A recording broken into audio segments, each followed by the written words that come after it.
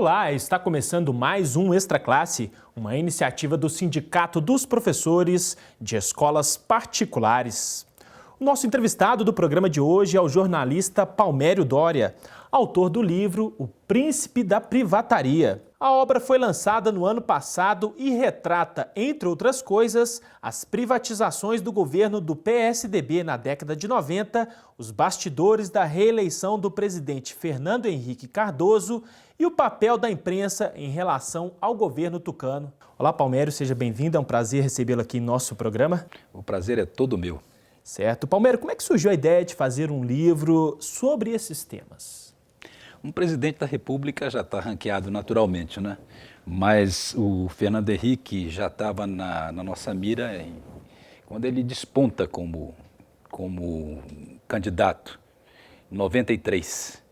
E ali a gente já identificava uma boa vontade em relação a ele por parte da grande imprensa, né? Digamos, uma blindagem. Mas vamos lá, começou ali. Começou ali, né? Certo. Agora, Palmério, o que essa obra revela sobre as privatizações feitas pelo governo FHC? É um livro que prova que nós pagamos para vender o país, né? E também pagamos para reeleger um presidente. O mote é mais ou menos esse. Mas houve dano ao patrimônio? O livro comprova isso? Quais foram? Sim, enfim. claro. O país foi doado. O Fernando Henrique instalou no país um esquema de doação de capitanias hereditárias. O país, a Vale, foi vendida a preço de banana. Aliás, um dos melhores capítulos do livro, um dos capítulos ao qual a gente se dedicou com mais afinco, é a história da Vale, que ainda não está contada, desde o tempo de Carajás até os nossos dias. Então, como ele vendeu isso como se fosse assim uma fábrica de botões. E o livro também trata da tentativa de venda da Petrobras, não é isso? Não, a história da Petrobras, ele queria vender a nossa segunda bandeira, né? Não vendeu por acaso, porque o objetivo daquele grupo, a meta, era a Petrobras. A Petrobras, como você sabe, bom, a campanha contra a Petrobras começa antes da Petrobras nascer, não é? Sim.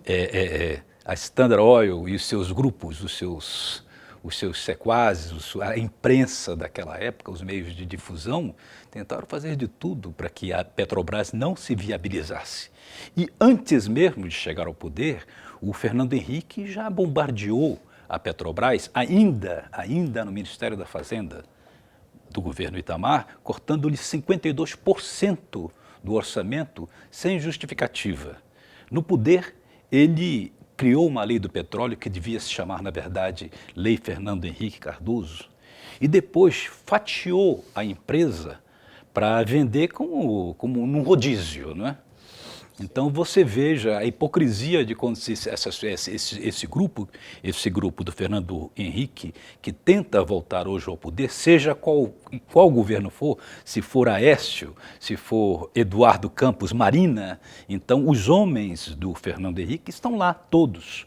O Armínio Fraga, que é o guru do Aécio econômico, é aquele mesmo Armínio Fraga que espantava investidores de Minas no governo Itamar, dizia que não investissem aqui. Esse é o homem do Aécio, o guru. E o guru do Eduardo Campos Marina é o André Lara Rezende, sim, também do governo Fernando Henrique. Então estão todos aí, Gustavo Franco, Baixa, todos eles querem voltar neste momento e atacando furiosamente a Petrobras. Você acredita, sinceramente, que o PSDB, os Demos, esses partidos aí estejam interessados em defender a Petrobras? Certo. Agora, Palmério, eu gostaria que você nos contasse também um pouco das revelações que essa obra traz sobre a compra de votos para a reeleição do presidente Fernando Henrique Cardoso.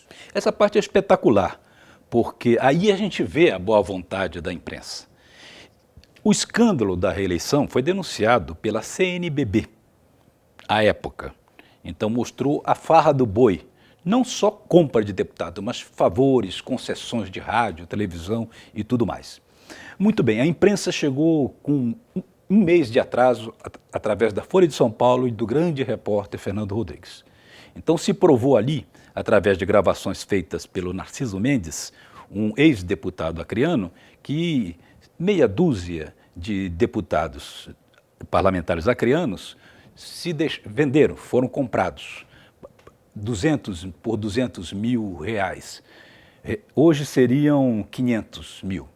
Esse personagem, o Narciso Mendes, ficou escondido no Acre. Ele tem uma emissora de televisão lá.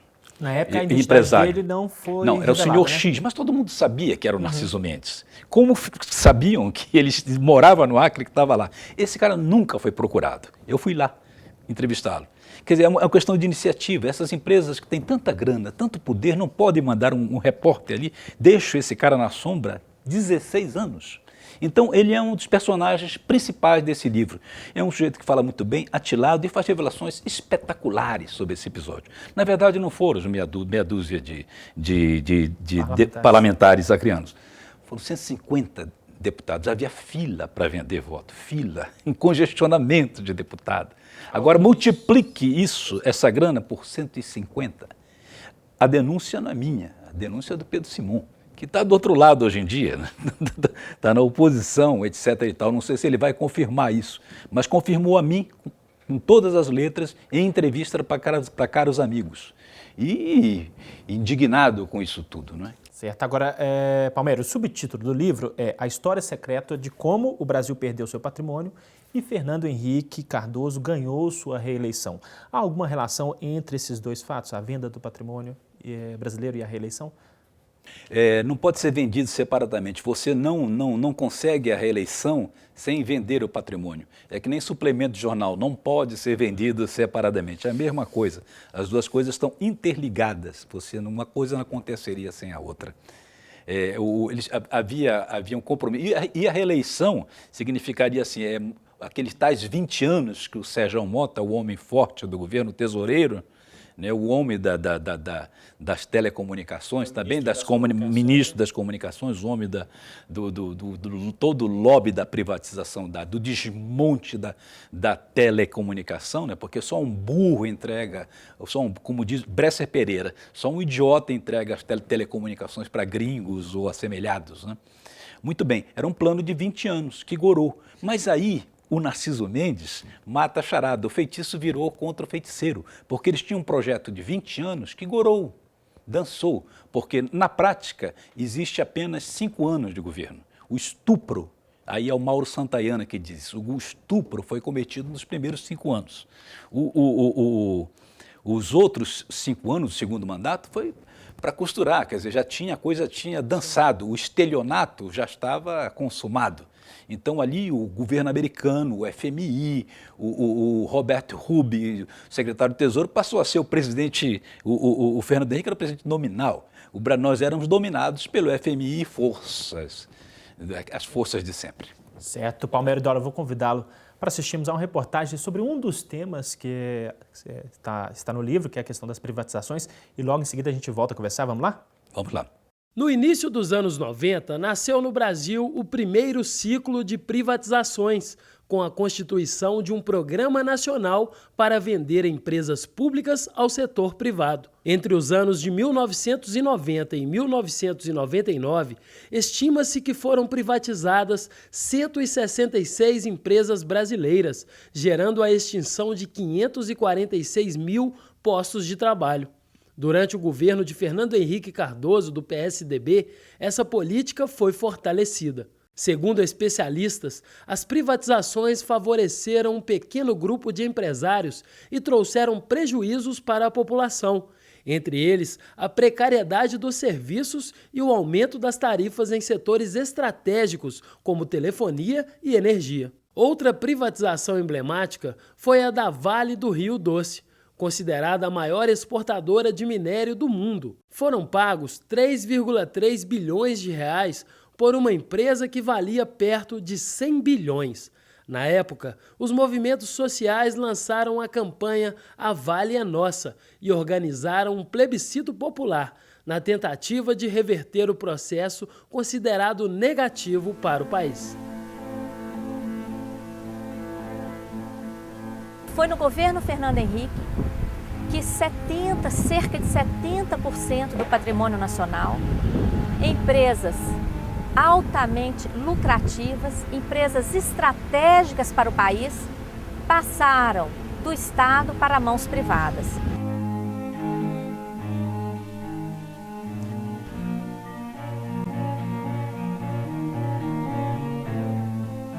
A Vale do Rio Doce, na época, já era a principal produtora de minério de ferro do mundo, de ouro da América Latina, detinha os direitos minerários sobre 240 mil quilômetros quadrados. Além do ferro, do ouro, tinha cobre, alumínio, nióbio, urânio e dezenas de outros minérios. E também detinha a concessão de duas das maiores ferrovias do mundo, terminais portuários, tinha a maior frota de navios graneleiros do mundo. Tudo isso foi vendido a preço de banana, como a gente fala, né, por 3 bilhões e 300. As telecomunicações também foram para as mãos do setor privado, apesar das fortes críticas de trabalhadores do setor. A Telebrás, por exemplo, tinha cerca de 100 mil funcionários e hoje conta com apenas 35 mil efetivos, sendo que foram contratados 150 mil empregados terceirizados. A terceirização e a consequente precarização é um fenômeno esse é o fenômeno das privatizações, não tenha dúvida nenhuma. Quer dizer, o trabalhador é mal remunerado, presta um serviço porque ele é desqualificado, não tem um treinamento adequado, e, consequentemente, o serviço prestado não é bom. As empresas fazem contrato com as terceiras de forma aviltante também, e quem paga o pato normalmente não, quem paga o pato sempre é o trabalhador. Agora, Palmério, no livro você também aborda a ligação entre o SEBRAP, o Centro Brasileiro de Análise e Planejamento, e a CIA, né, o Serviço Secreto Norte-Americano. Qual ligação foi essa? A ligação da Fundação Ford com a CIA está provada. Existem inúmeros livros no mercado sobre isso, escrito por gringos. Eu acho que tem até produção brasileira sobre o caso. E a Fundação Ford financiou a desestabilização de inúmeros governos no mundo inteiro. Foi ela que deu a grana inicial para o Fernando Henrique montar um instituto em São Paulo, com um grupo de grandes intelectuais. A pergunta é, se a Fundação Ford dava essa grana para desestabilização de governo no mundo inteiro, por que estaria dando uma grana em nome da democracia brasileira que eles ajudaram a destruir em 64? Não tem a menor lógica. O gênio Glauber Rocha disse ali, no meio da década de 70, que o Fernando Henrique era um kennediano, era um entreguista. Então, isso aí, hoje em dia eles se declaram esses governos que apareceram no continente se declaram neoliberais. O Fernando Henrique escreveu um artigo recente dizendo que não gosta do termo. Eu proponho que ele volte a se chamar de entreguista mesmo, que é muito mais adequado, né? E que o tal neoliberalismo seja chamado simplesmente de imperialismo, né? Porque eles mudam, então certas palavras sumiram do noticiário, né? E das escolas, de todo lugar. Por exemplo, camponês, não tem mais camponês. Eles desinventaram uma série de figuras. Vamos recuperar, então, palavras. Uma delas é entreguista, imperialista, porque é o nome certo para a coisa. Agora, Palmério, no seu livro também há um pouco sobre os bastidores da imprensa. Você que já trabalhou em grandes veículos de comunicação no país, qual é a sua análise sobre a cobertura que a grande mídia faz do Brasil atual? É preciso entender a grande mídia em bloco, né? Agora que a gente vai entender, época de eleição. Já começou, na verdade, né? Mas em 2010... eu e o Milton Severiano escrevemos um livro chamado Crime de Imprensa, sobre o comportamento da imprensa na eleição da Dilma. Agora nós vamos ver o mesmo espetáculo, porque são grandes famílias, na verdade, que nós chamamos os grandes irmãos, e nessa época que eles mostram a sua verdadeira face, né? Na época das eleições, e para promover um golpe, como se juntaram em 64 todas as grandes famílias para promovê-lo. Muito bem, agora na eleição é que a gente vai entender o papel da imprensa. Isso vai ficar claro, porque o jogo é barra pesada. O que nós vimos em 2010, em relação a essas grandes famílias, como elas agem, quais são os procedimentos delas, vão se repetir, só que numa escala que a gente não pode imaginar ainda, só vendo, só acompanhando, como nós acompanhamos em 2010. Eu estou louco para ver esse espetáculo de novo, pena que não vou escrever sobre ele, a não ser aqui e ali, né? Porque eu vou te contar, é uma tarefa, um sobressalto, parece um trem fantasma, sabe? Quer dizer, cada curva é um susto que a imprensa promove. É assim que eles vão agir. Cada esquina, a gente está vendo agora, neste momento, nesse exato momento, nós estamos vendo o bombardeio de como a arte de truncar, de deformar, de torcer, o contorcionismo de Cirque du Soleil, promovido por colegas também, não são só os barões da imprensa, os vilões dessa história, né? Mas esse papel vai se tornar mais acentuado. Aguarde, agora, né? Aguardemos. Agora, Palmeira, para a gente terminar essa nossa entrevista, está bem interessante, qual é o papel que os professores e a educação podem desempenhar dentro dessa discussão que a gente vem fazendo, tendo em vista que esse nosso programa é visto por muitos docentes aqui no Estado? Olha, a gente fez um livro para ser lido na escola. O Príncipe da Privataria é um livro de história do Brasil. Então, a gente não vê a história do Brasil nas escolas. A história nova do Brasil nas escolas. Esse personagem só existia até este livro, a versão do Fernando Henrique sobre ele mesmo, né? Ele é o príncipe, ele é um pavão, ele é um barroco rococó, é uma história sob suspeição. Esse livro é o livro que eu gostaria de ter lido sobre Fernando Henrique Cardoso. Então, eu espero que livros como esse disseminem nas escolas brasileiras. Certo, Palmeira Doro, agradeço a participação e a gentileza dessa entrevista aqui para Extra Classe. Muito obrigado. Confira agora a agenda da semana. A construção da democracia nos setores privado e público. Este é o tema do 12º Concipro, promovido pelo Simpro Minas, nos dias 30 e 31 de maio em Caeté. As inscrições podem ser feitas pelo site www.simprominas.org.br. Professores das escolas particulares estão em campanha reivindicatória e fazem assembleia no dia 30 de abril, às 19 horas, na sede do Simpro Minas. Na Regional de Montes Claros, a assembleia será no dia 29 de abril. Você fica agora com o Simpro em Movimento.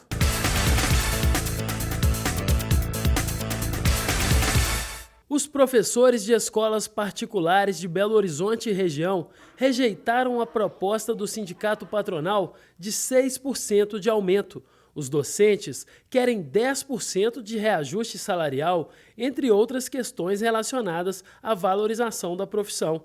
Nova assembleia acontece no dia 30 de abril, às 19 horas, na sede do sindicato. O Sinep se recusa a discutir alguns pontos importantes que nós colocamos na nossa pauta. Lembrando que a nossa reivindicação, ela coincide exatamente com o reajuste médio das escolas. Portanto, foi um reajuste que não pode ser considerado abusivo, como é uma prática do patronal às vezes fazer. A diretoria do Simpro acredita que a participação dos professores é essencial para pressionar os patrões a atenderem às reivindicações da categoria. Quando a categoria está mobilizada, motivada, isso pressiona, sem dúvida, o lado patronal a ficar mais atento e mais suscetível a atender às reivindicações dos trabalhadores. A gente fica por aqui. Mas para saber mais sobre o Sindicato dos Professores, é só visitar o nosso site. Sua participação é muito importante. Envie sugestões e críticas para o endereço extraclasse@simprominas.org.br. Um grande abraço e até a próxima semana.